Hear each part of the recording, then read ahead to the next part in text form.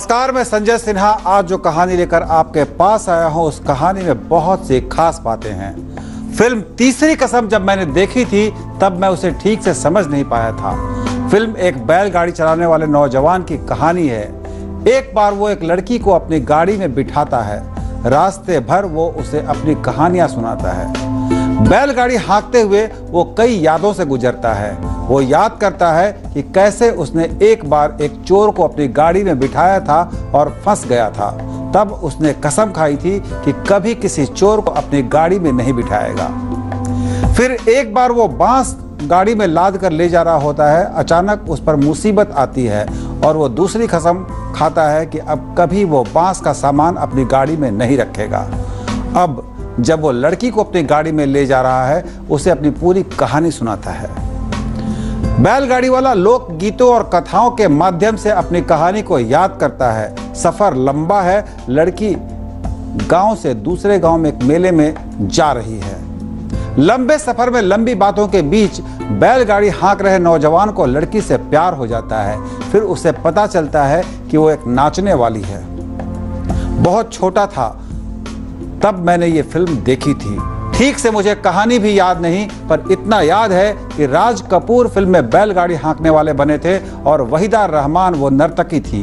नर्तकी बैलगाड़ी वाले पर फिदा तो है, लेकिन उसे अपनी सच्चाई पता है। फिल्म खत्म होती है राज कपूर की तीसरी कसम से। तीसरी कसम थी कि अब कभी वो किसी नाचने वाली को अपनी गाड़ी में नहीं बिठाएगा। मेरा ड्राइवर इन दिनों छुट्टी पर है। मैं अपनी गाड़ी खुद चला रहा हूं, पर बहुत जगह मैं गाड़ी चलाने से बचता हूं। इसकी सबसे बड़ी वजह यह है कि मैं अकेला गाड़ी में बैठा बैठा बोर होने लगता हूं। गाड़ी चलाते हुए फोन पर बात कर नहीं सकते।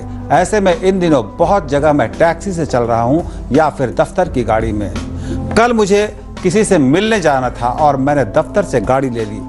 गाड़ी में मैं ड्राइवर की बगल वाली सीट में आगे बैठा था। संजय सिन्हा अपनी आदत से बाज नहीं आने वाले। बस कल फिर ड्राइवर से बातचीत शुरू हो गई। क्या नाम है तुम्हारा? उसने कहा राजेश कुमार। कहाँ के रहने वाले हो? बनारस के पास एक गांव है। शादी हो गई? नहीं सर। अकेले हो? बचपन से ही अकेला हूं सर। अब कहानी में ट्विस्ट आ चुका था। राजेश बचपन से अकेला है, इसका क्या मतलब? साहब, मेरे पिता दूसरे शहर में सरकारी नौकरी करते थे। मैं माँ के साथ गांव में था। गांव में और रिश्तेदार थे, पर किसी से ज्यादा संबंध नहीं था। गांव का हाल तो आप जानते ही हैं। जब मैं बहुत छोटा था, एक दिन मेरी माँ बहुत बीमार हो गई। पिताजी माँ को देखने आए थे, फिर माँ मर गई। मैं बहुत रोया। पिताजी कुछ दिन गांव में रुके, फिर शहर चले गए। मुझे नहीं पता कि वो मुझे किसके पास गांव में छोड़ गए थे। मैं कैसे पलता रहा पता नहीं। मैं पिताजी के लिए बहुत रोता था, पर पता नहीं क्यों पिताजी मुझे अपने साथ शहर नहीं ले गए। मैं बड़ा होता रहा। गांव के स्कूल में कुछ कुछ पढ़ाई भी हुई, पर सब रुका सा था। फिर एक दिन पता नहीं किसके साथ रेलगाड़ी में बैठकर दिल्ली चला आया। यहाँ बस में किसी ने खलासी का काम दे दिया। खलासी बनने का फायदा यह हुआ कि पूरी दिल्ली देख ली। बस वाले ने ही बस की ड्राइवरी सिखा दी। ऐसे कई साल गुजर गए। फिर मुझे यहाँ आपके ऑफिस में ड्राइवर का काम मिल गया। मैंने पूछा पिताजी? उसने कहा यही तो दुख है कि पिताजी अब रिटायर होने के बाद गांव चले आए हैं। वो चाहते हैं कि मैं उन्हें अपने पास दिल्ली ले आऊं। सर, जब तक वो शरीर से सक्षम थे, उन्होंने घर में किसी को नहीं देखा।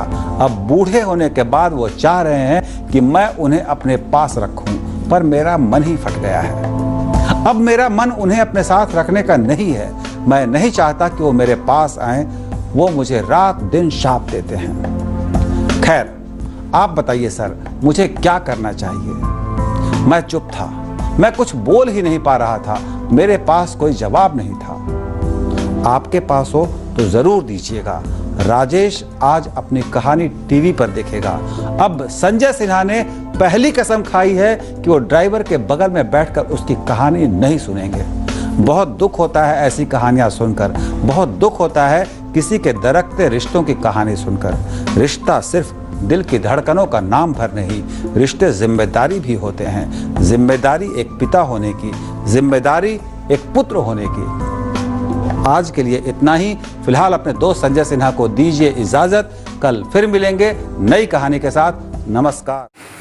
এই চ্যানেলটির প্রতি আপনার আগ্রহ আমাকে আরও উৎসাহিত করবে। ধন্যবাদ।